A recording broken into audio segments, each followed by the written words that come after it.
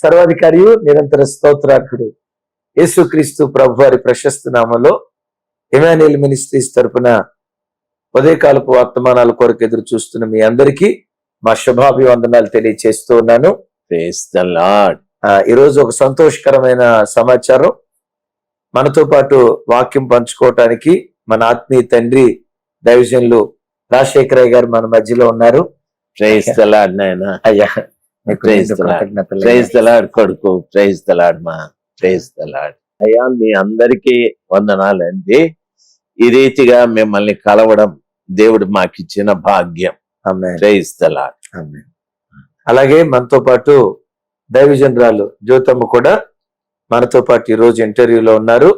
అమ్మగారికి కూడా ఒకసారి అందరం వందనాలు చెప్దాం. Praise the lord. Praise the lord. Praise the lord. Right.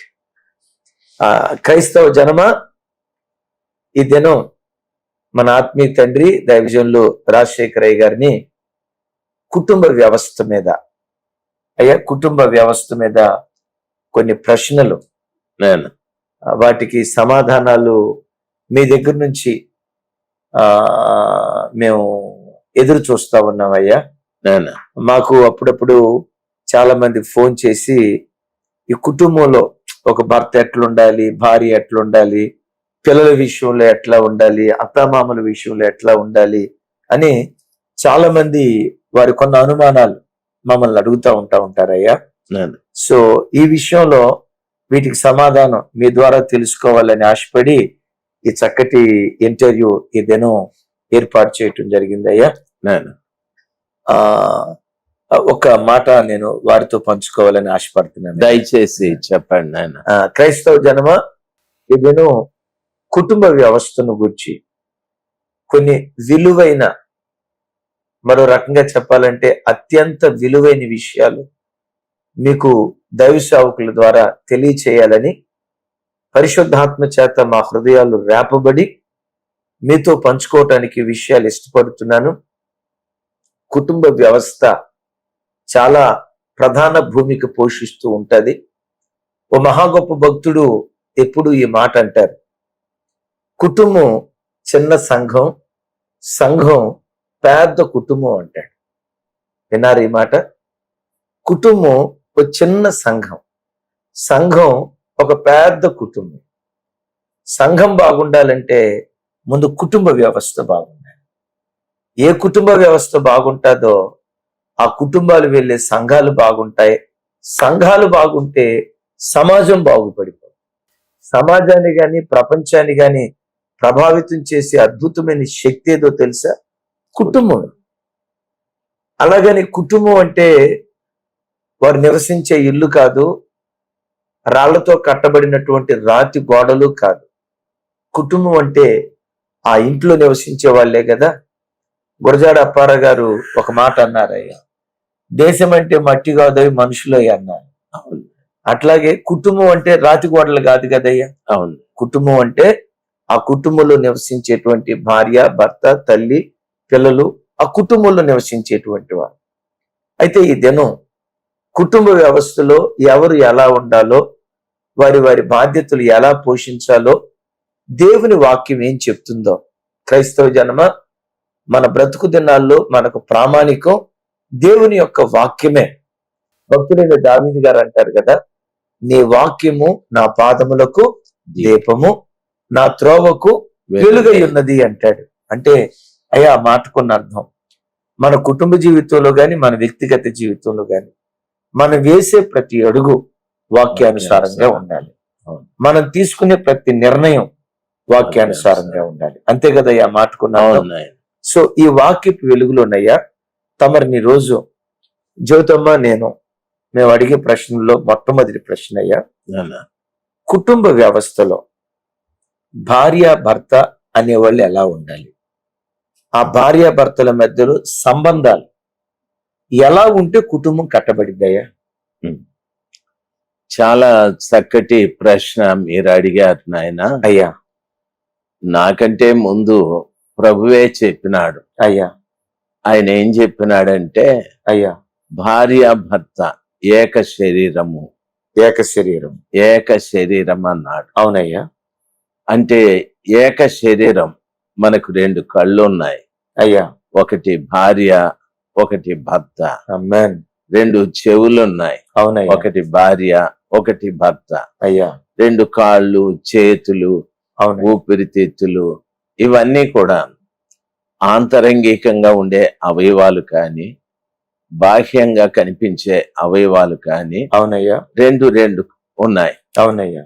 ఈ 2 ఏం చేస్తాయంటే ఒకదానికొకటి సహకారంగా ఉంటాయి. అది ఎప్పుడు ఈ 2 పోట్లాడింది ప్రపంచంలో లేదు. అవునయ్యా.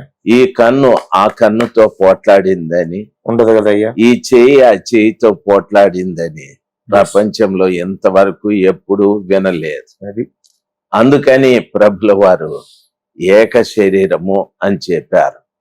భార్య భర్త అనున్నటువంటి ఆ సంబంధము లైంగికమైన చింతనలు, ఆ కోరికలు తీర్చుకోవటానికి, పిల్లల్ని కంటానికి, సంపాదించటానికి అనే ఆలోచన కాకుండా దేవుని యొక్క ఉద్దేశ ప్రకారంగా వాళ్ళు ఎప్పుడూ ఏక మనస్సు, ఏక తాత్పర్యం, ఆమేన్. ఏక భావం కలిగి ఉండాలి. ఆమేన్. భర్త అవునంటే అవునమ్మా అని చెప్పాలి.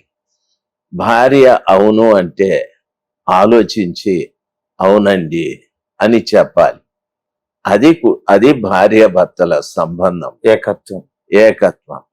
అంతేకాని భర్త ఒకటి చెప్తే భార్య ఒకటి చెప్పడం, భార్య ఒకటి చెప్తే భర్త ఒకటి చెప్పడం, అది భిన్నంగా ఉంటుంది. నేను బైబిల్ ప్రకారంగా మాట్లాడుతూ ఉన్నాను. ఆదాము గారికి దేవుడు ఒక స్త్రీని ఇచ్చేటప్పుడు ఆయన ప్రక్కటెముకను తీసి స్త్రీనిగా చేశాడని అవునయ్యా. ఉంది. ప్రక్కటెముకను తీసి, ఎందుకు ప్రక్కటెముకను తీయాలి? ఏదో వెనకో ముందో ఏదో తీయచ్చు కదా. ప్రక్కటెముకంటే భార్య ఎప్పుడు కూడా భర్తకు ముందెళ్ళకూడదు, అంటే ఓవర్టేక్ చేయకూడదు. భర్తని నీకేం తెలియదు ఉండు నేను చేస్తాను అనే పద్ధతి మంచిది కాదు. అట్లా చేసేది ఆ కొంపనే నాశనం చేస్తుంది. భార్య ఎప్పుడు భర్త వెనకలు రాకూడదు, అంటే భర్త వెనకొచ్చే స్త్రీ భర్తను గురించి చాలా చెడుగా చెప్తాది. వెనకొచ్చే స్త్రీ అంటే వాడు అట్లాంటి వాడు, ఇట్లాంటి వాడు, నన్ను చూడడు, నాకు చేయడు అని చెప్తా ఉంటుంది. భర్త గురించి చెడుగా చెప్తూ వాని కష్టార్జితమే తింటాది, వానితోనే సంసారం చేస్తుంది, వానితోనే పిల్లల్ని కంటాది. ఎంత అసహ్యం చూడండి. రెండవది, ప్రభు ఎందుకు ప్రక్కలో ఎముకను తీశాడంటే భార్య ఎప్పుడు భర్త ప్రక్కనే ఉండాలి. ముందుకు వెళ్ళకూడదు, వెనక్కి వెళ్ళకూడదు, ప్రక్కన ఉండాలి. ప్రక్క నుండి భర్తకు సపోర్ట్ చేయాలి.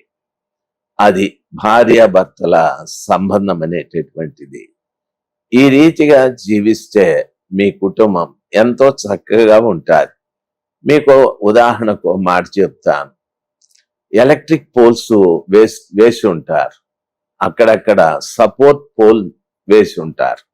ఎందుకంటే ఆ లైన్ పక్కకు లాగుతారు కాబట్టి ఆ పోల్ పడిపోతుందని సపోర్ట్ పోల్ వేస్తారు. భార్య నథింగ్ బట్ సపోర్ట్ పోల్. భర్తకు ఎప్పుడు సపోర్ట్ చేసేదిగా ఉండాలి, కానీ అపోజ్ చేసేదిగా ఉండకూడదు. ఆ రీతిగా ఉంటేనే ఆ కుటుంబము చాలా బాగుంటుంది. ఆ భార్య భర్తలు చాలా సంతోషంగా అన్యోన్యంగా జీవిస్తారు. మంచిది నాయన. అయ్యా, చాలా సంతోషం అయ్యా. చక్కటి విషయం మాతో పంచుకున్నారు. అయితే ఇక్కడ మీరు చెప్పిన ఈ మాటలోనయ్యా, మీరు చెప్పిందే నాకు ఒకటి గుర్తొస్తుంది అయ్యా. చెప్పండి నాయన. ఏక శరీరము అన్నారు కదయ్యా. అవును, నిజమే. మనిషిని ఇట్లా మధ్యలో నుంచి 2గా మనం అట్లా విభజిస్తే ఇటువైపు పార్ట్ ఎట్లుంటుందో సేమ్ అదే పార్ట్ ఏమంటారు, రిప్లికానే ఏదో అంటారు కదయ్యా. సేమ్ యాజ్ ఇట్ సిమెట్రీనా, యాజ్ ఇట్ ఈస్ గా ఉంటారు కదయ్యా. అయితే ఈ విషయంలో ఒకసారి తమరు చెప్తా, భర్త ఒక కన్ను అయితే భార్య ఒక కన్ను. కన్ను ఎప్పుడైనా ఏదైనా చూసేటప్పుడు రెండు కళ్ళు ఒకదాన్నే చూస్తాయి. అవును నాయన. అప్పుడు మీరు నవ్వుతాయి ఏం చెప్పారంటే నయ్యా, ఒక కన్నీటి చూసి ఒక కన్నీటి చూస్తే ఆ చూపు మెల్లకన్నా అయిపోద్ది కదా, సంసారం చెడిపోతుంది. లేయా బతుకు అదే కదా నేను పాపం. అది అది ఆ, నాయన. అది ఒకే చూపు, అంతే. ఒకే మాట, అవును ఒకే వినికిడి, అవును ఒకే పని, అవును ఒకే నడక. అవును నాయన. ఆ ఏకత్వంతో కుటుంబాన్ని కట్టుకోవాలంటారు. ఆ ఏకత్వం కలిగి ఉంటేనే భార్యాభర్తలు అన్యోన్యంగా ఉంటారు. అవును అవును కదయ్యా. ఉమ్. నాకు ఇక్కడ ఇంకొక మాట కూడా గుర్తొస్తుంది అయ్యా, తమరు చెప్పంటే ఒకసారి దయచేసి పంచుకుంటాను చెప్పండి అయ్యా. నాయన. మేడగది మీద 120 మంది పురుషులు ఉన్నారు కదయ్యా. అవును నాయన. అక్కడ మనకు తెలిసిన మాట ఉంది కదయ్యా, ఆ. వారు ఏక మనస్సుతో ఎడతెగక ప్రార్థన చేయుచుండి. అవును ఆ ఏక మనస్సు అంటే నేను అంటానయ్యా, అక్కడ శరీరాలు 120 గాని మనసు మాత్రం ఒకటే ఉంది. ఒక్కటే. అవును ఆ ఏక మనసు ఉండటాన్ని బట్టి పరిశుద్ధాత్ముడు పరలోకంలో ఉండలేక భూలోకానికి దిగి వచ్చాడు ఆమేన్.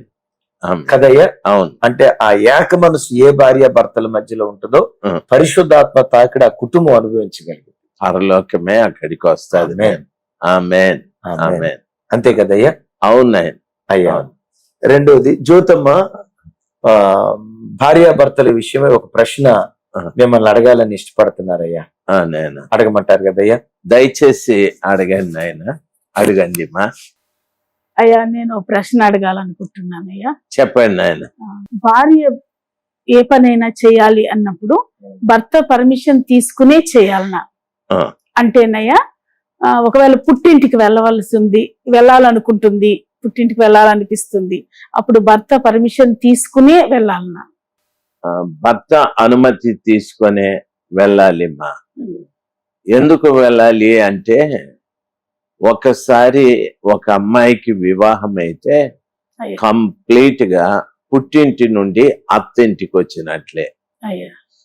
బైబిల్ ప్రకారంగా అత్తింటికి వచ్చిన ఆడబిడ్డ భర్త భార్య అనే సంబంధాల గురించి భక్తుడు పౌలు గారు చెప్తారు. స్త్రీకి శిరస్సు పురుషుడు, అయ్యా. పురుషునికి శిరస్సు క్రీస్తు అన్నాడు. అవును. ఏ బిడ్డ తన భర్తను శిరస్సుగా అంగీకరిస్తాదో అయ్యా. ఆ ఇద్దరికి యేసు ప్రభు శిరస్సుగా ఉండి వాళ్ళని దీవిస్తాడమ్మా. అయ్యా. అయితే చాలా మంది భర్త అనుమతి లేకుండా పుట్టింటికి వెళ్ళిపోతూ ఉంటారు. అయ్యా. చాలా తప్పది. ఎందుకంటే ఆ పుట్టింటి ప్రభావము అయ్యా. ఏ ఆడబిడ్డ మీద ఉంటుందో ఆ ఆడబిడ్డ సంసారానికే పనికిరాదు. అయ్యా, ఏమన్నారయ్యా? పుట్టింటి ప్రభావము అయ్యా, ఏ ఆడబిడ్డ మీద ఉంటుందో, అయ్యా, ఏ ఆడబిడ్డ ఆ. పుట్టింటి మీద ఎక్కువ మక్కువ చూపెడతా ఉంటుందో ఆ ఆడబిడ్డ సంసారానికి పనికిరాదు. పనికిరాదు. జ్యోతమ్మ మీరేమంటారు దీనికి? నిజమే, ఆ? నిజమే. ఇది 100% కరెక్ట్. పక్షపాతపు మాట కాదు కాదు కదా? కాదు కాదు, నిజమేనమాట. కుటుంబాన్ని కట్టే మాట. థ్యాంక్ యూ అయ్యా. నేను యథార్థము చెప్తాను, ప్రాక్టికల్ గా. ఈ మాటలు వింటున్న ప్రజలకు కూడా ఈ అనుభవాలు ఉంటాయి. ఏడుస్తా ఉంటారు మగోళ్ళు కొంతమంది, నా భార్య నా మాట వినలేదు అని.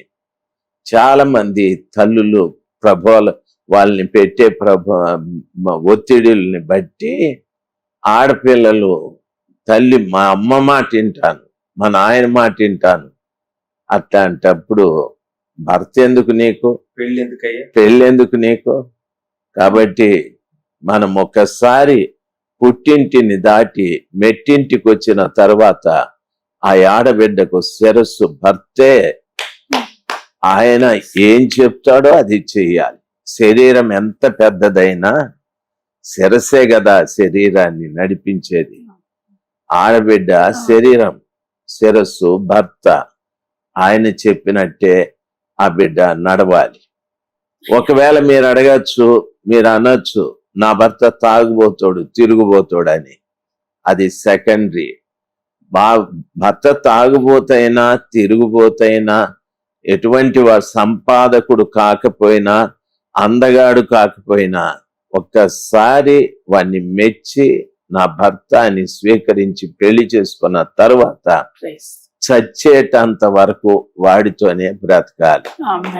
అంతేకాని వాడు కాదని అమ్మింటికి వెళ్తాను నాయనింటికి వెళ్తానంటే, అమ్మా నువ్వు సంసారానికి పనికిరావమ్మా, నీ జీవితం పనికి రాకుండా పోతుంది. ఎంతో మంది ఆ రీతిగా ఏమంటారో తెలుసా, పెళ్ళయి ఒక బిడ్డ పుట్టాక, 2 పిల్లలు పుట్టాక, 3 పిల్లలు పుట్టాక వానికి ఆ రోగం ఉంది ఈ రోగం ఉంది అని చెప్తారు. తప్పు. ఆ రోగం ఉండే వానితోనే 3 పిల్లల్ని కనుక్కున్నాం. మళ్ళీ ఇప్పుడు రోగం గుర్తొచ్చిందా? దాని అర్థం ఏమిటో తెలుసా? భర్తను తిరస్కరించే ప్రతి స్త్రీ ఒక వ్యభిచారమ్మా.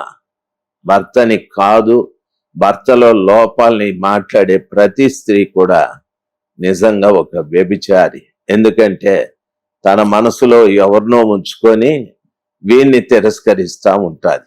తప్పు తల్లి, ఈ మాట నేను మాట్లాడకూడదు. అయితే సమాజంలో, ముఖ్యంగా క్రైస్తవ సమాజంలో భక్తి అని చెప్పి మందిరాలకు వెళుతూ ప్రార్థనలు చేస్తూ ఇటువంటి తప్పుడు పనులు చాలా మంది చేస్తూ ఉంటారు. ఏదో అయ్యగారు అమ్మగారు ఈ చక్కటి కూడిక ఏర్పాటు చేసి అడుగుతున్నారు కాబట్టి నిజంగా ఒక తండ్రిగా చెప్తున్నాను, చచ్చేంత వరకు ఆ భర్త దగ్గరను ఉంటేనే మంచి గృహిణి.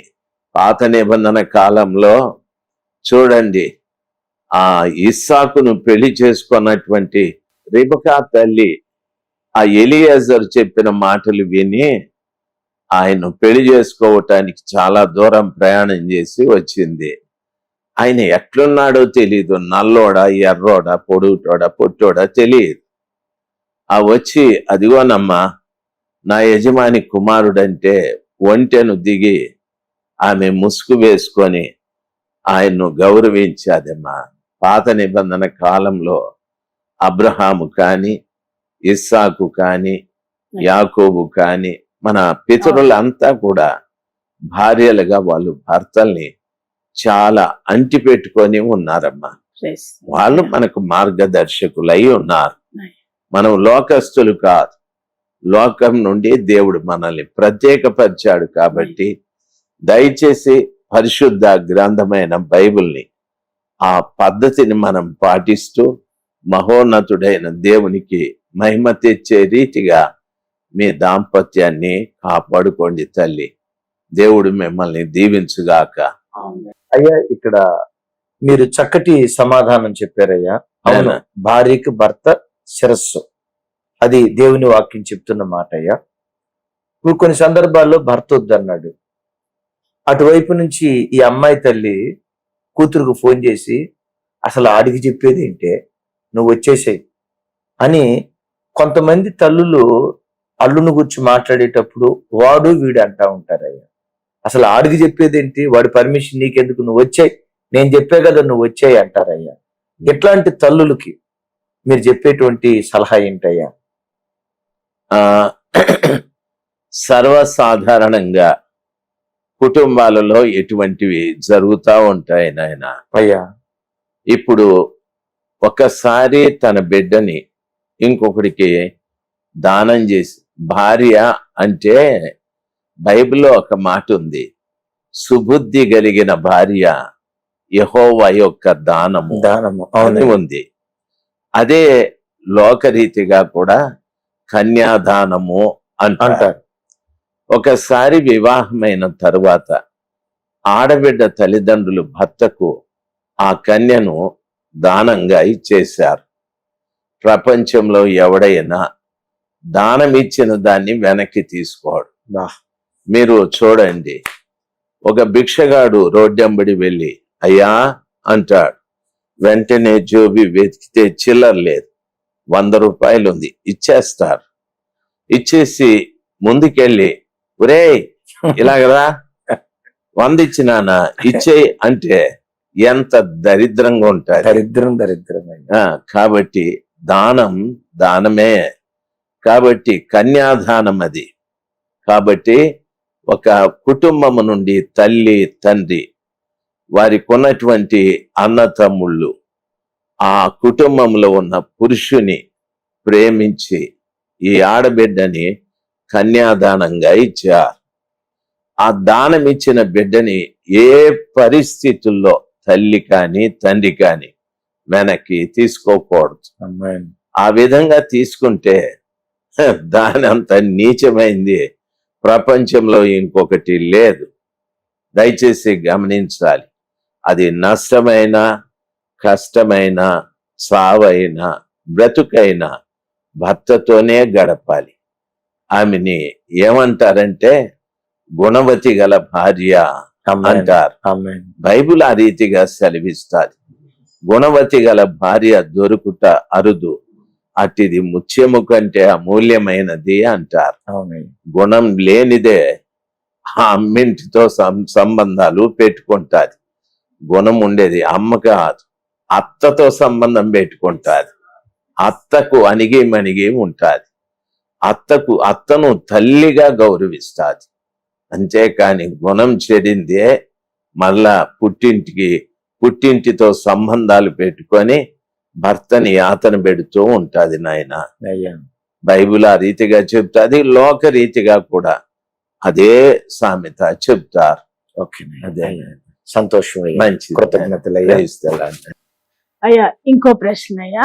నానా ఇప్పుడు భర్తకు తెలియకుండా భార్య డబ్బు విషయంలోనయ్యా ఎవరికైనా ఇచ్చేటప్పుడు గాని, పోనీ ఒకవేళ దైవజనులకు కానుకగా ఇచ్చేదైనా భర్తకు తెలియకుండా డబ్బు ఖర్చు పెట్టొచ్చా?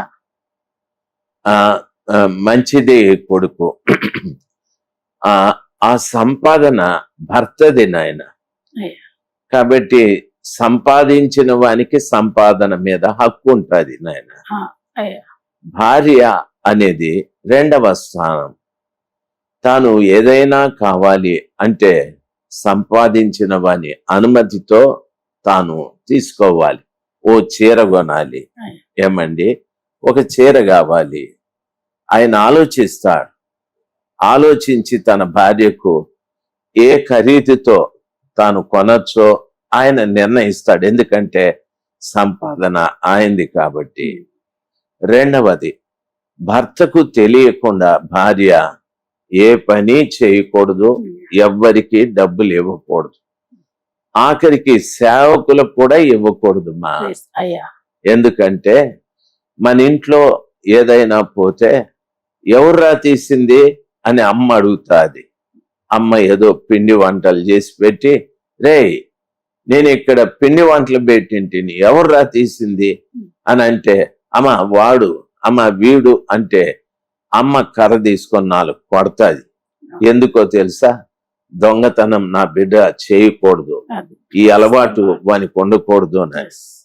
ఇప్పుడు భార్య భర్తకు తెలియకుండా డబ్బులు పంపితే ఈమెను దొంగ అనాలనా, గజ దొంగ అనాలనా?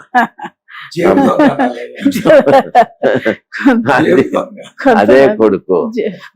అప్పుడు బిడ్డని నీవు తప్పు దొంగతనం చేసావని కొట్టావే, మరి నీ భర్త నిన్నేం చేయాలో చెప్పు. దయచేసి సిగ్గుమాలిన బ్రతుకు మనం బ్రతకూడదు. ఏది చేసినా విత్ పర్మిషన్, భర్త గారి అనుమతితోనే.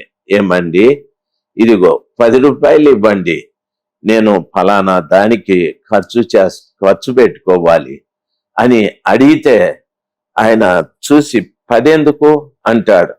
నేను ఫలానా దానికి, అది న్యాయమైనదైతే 100 ఇస్తాడు మా. న్యాయమైనదైతే లేదు. దొంగతనం చేస్తే వాడు పాపము ఏ బ్యాంకులో పెట్టుకోవాలని అర్థం కాక రాత్రి పగలు భయపడి చచ్చిపోతాడమ్మా. చాలా మంది భర్తల దగ్గర దొంగిలిస్తారమ్మా. వాడు కష్టపడి వచ్చి ప్యాంట్ ఆడు తగిలిచ్చేసి ముఖం గడికి వచ్చే లోపల కొట్టేసి దేవుణ్ణి స్తుతించుడి అని పాట పాడతా. వీడు భక్తిపరుడు భక్తిది నాకు వెళ్ళాం అనుకుంటాడు. ఏదో ఖర్చు పెట్టేటప్పుడు చూస్తే 500 తక్కువ వస్తాయి. వీడు బీపీ పెరిగిపోతుంది, ఎందుకు పెట్టినా పొరపాటమ్మా. నీ కుటుంబంలో నీ భర్త రోగి అవ్వటానికి, నీ కుటుంబంలో నీవు దొంగగా అంటే అసహ్యమమ్మా. ఆ విధంగా చేయొద్దు. నీ కడుపును పుట్టిన బిడ్డ తిను పదార్థము తీసుకుంటేనే కొడతావే. నీ భర్త కష్టపడి ఎండనబడి గాలికి పోయి కష్టపడి తెచ్చిన ఆ డబ్బును దొంగిలిస్తే నిన్నేమనాలి? పిశాచ అనాలనా? గజ దొంగ అనాలనా? అటువంటి స్త్రీలు దొంగల ఇంట్లో ఉంటే సంసారం ఎట్లుంటుంది నాయన? నేను బాధతో చెప్తా ఉన్నాను. మారాలి దొంగలు మారాలి. ఇంకొకటి చెప్తా సన్నివేశం. ఈడు దొంగిలించి వాడిని అంటే అది మా పుట్టింటికి పోవాలని. ఇప్పుడెందుకే పుట్టింటికంటే పోవాలంతే అని అడ్డం తిరిగి మాట్లాడి వాడు వద్దన్నా బ్యాగ్ సర్దేసుకొని నువ్వు వద్దన్నా నేను పోతానని వాని ముందే బ్యాగ్ ఎత్తుకొని వెళ్ళిపోతాడు. పాపం వాడు ఏమీ అనలేడు. పాపం బ్యాగ్ ఎత్తుకొని వెళ్ళిపోయి ఆడ చీర జిగిమిగాలు చీర కొనుక్కుని వస్తాది. వీడు అంటాడు చీర ఆడిదేనని. మా నాయన కొనిచ్చినాడు అంటాడు. వాళ్ళ నాయన బీడీలకి వీని దగ్గర అడుక్కుంటాడు. వాళ్ళ నాయన కెపాసిటీ అల్లుడికి తెలుసు. మీ నాయన అంటాడు. మా నాయనే అంటుంది. ఇట్లా దొంగది ఈడ దొంగిలించి ఆడ చీర కొని మా నాయన కొన్నాడని వస్తుంది. ఆ చీర ఎప్పుడైనా కారుకి ఎదురు పడితే ఈ చీర అద్దాలు రిఫ్లెక్ట్ అయ్యి వాని కళ్ళు గడపకుండా యాక్సిడెంట్లు కూడా అయిపోతాయి. ఏమే తల్లి ఈ బ్రతుకులు. ఆడబిడ్డలకు ఒక తండ్రిగా నేను చెప్తున్నా, భర్త దగ్గర దొంగిలించద్దండి. మీ భర్త మంచోడు, ప్రేమగా అడగండి. 50 అడిగితే 20 అయినా ఇస్తాడు. ఎందుకు ఇస్తాడు? వాని సామర్థ్యత అంతే.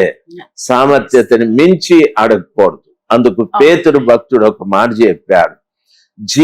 ఏమంటాడంటే, జీవమను కృపావరములో మీ భార్యలు మీతో పాలివారై ఉన్నారు గనుక ఏమంటాడంటే, మీ స్త్రీ బలహీనమైన ఘటమని ఎరిగి మీ ప్రార్థనలకు అభ్యంతరం కలగకుండానట్లు జ్ఞానము చొప్పున ఆమెతో కాపురము చేయండి అని అన్నాడు. కాబట్టి ప్రియులారా, కుటుంబంలో జ్ఞానం చాలా అవసరం. దేవుడు అదే అడిగినాడు. ఎవరికైనా జ్ఞానం కొదువుగా ఉంటే అడగండి అని. అది అడగం మనము. డబ్బి ఇల్లు కట్టు, కారు కొనాల, అప్పులు చేసి అడుగుతాం. అందుకే పొరపాట్లు. అయితే ముఖ్యంగా ఆడబిడ్డలు భర్త దగ్గర దొంగిలించకూడదు. అది అమ్మగారు అడిగిన మాటకు జవాబు. అందరికీ ఉంది. ఇంకొక మాట అయ్యా, ఆడవాళ్ళు కూడా ఇప్పుడు ఉద్యోగాలు చేస్తున్నారయ్యా. సాఫ్ట్వేర్ రంగంలో భర్తల కంటే ఇంకెక్కువ జీతం తీసుకొస్తున్నారు. అటువంటిప్పుడు వాళ్ళ జీతంతో వాళ్ళు ఖర్చు పెట్టుకోవచ్చయ్యా? ఎవ్వరమ్మా లేదు. భర్తే, భార్య. భర్తకు 30 రూపాయలు రాని, ఆడబిడ్డకు 100 రూపాయలు రాని. శిరస్సు ఆయనేమ్మా. 100 తీసుకొచ్చి భర్త చేతిలో పెట్టి ఏమైనా అవసరమైతే, ఏమండి నాకు ఈ నెల ఈ అవసరం ఉంది, తీసుకోమంటారా అని సౌమ్యంగా అడిగి ఆయన ఇస్తే తీసుకోవాలా. చాలా మంది గర్వంగా ప్రవర్తిస్తారు. నీకంటే శాలరీ నాకే ఎక్కువ, నువ్వేం చెప్పేది అని. సంసారం సర్వనాశనం అయిపోతుంది. డబ్బు గురించి భర్తని తృణీకరించే భార్యగా ఉండకూడదు. డబ్బు ఎంతో కాలం ఉండదు బిడ్డ. డబ్బు ఎంతో కాలం ఉండదు. డబ్బు నథింగ్ బట్ డెవిల్. అదొక దయ్యం. కాబట్టి డబ్బుతో బ్రతకలేవు, ప్రేమతో బ్రతుకుతావు. నీవు డబ్బును సంపాదిస్తావు, భర్త ప్రేమ పోగొట్టుకుంటే పిచ్చిదానా. నిన్ను ప్రేమించే వాళ్ళు ఎవరు? దయచేసి గమనించాలి. భర్తని గౌరవించాలి, భర్తను ప్రేమించాలి, భర్త కూడా ప్రేమించాలి. బైబిల్లో పౌలు గారు చెప్పారు, స్త్రీలారా మీ స్వపురుషులకు లోబడి ఉండుడి అని. నువ్వు 1000 రూపాయలు సంపాదించు, మీ భర్త 10 రూపాయలు సంపాదించని. ఆ 1000 తీసుకొచ్చి భర్త చేతికి ఇచ్చి, ఏమండి నాకు ఈ నెల ఓ 10 రూపాయలు కావాలి అంటే, ఆయన నిన్ను దేవుడుగా అనుకుంటాడు. నా భార్య ఒక దేవత, నా భార్య అంత మంచిది లేదంటాడు. మీ కుటుంబం ఎట్లుంటుందో తెలుసా? 3 పువ్వులు 6 కాయలుగా ఉంటుంది, లేకపోతే ఎండిపోయిన చెట్లాగా ఉంటారు. దయచేసి ఆలోచించండి. ప్రతి ఆడబిడ్డ తన సొంత భర్తకు లోబడాలి.